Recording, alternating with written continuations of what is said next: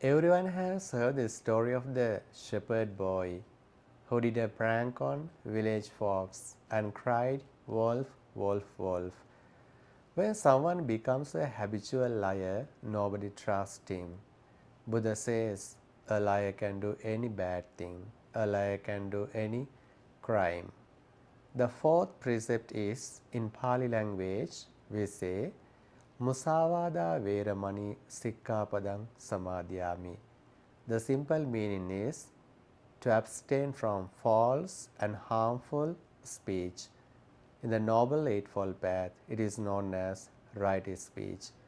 So we need to be truthful and genuine, should never talk bad, rough, harsh things. We need to talk very kind, compassionate, and useful and meaningful things. It is the right speech.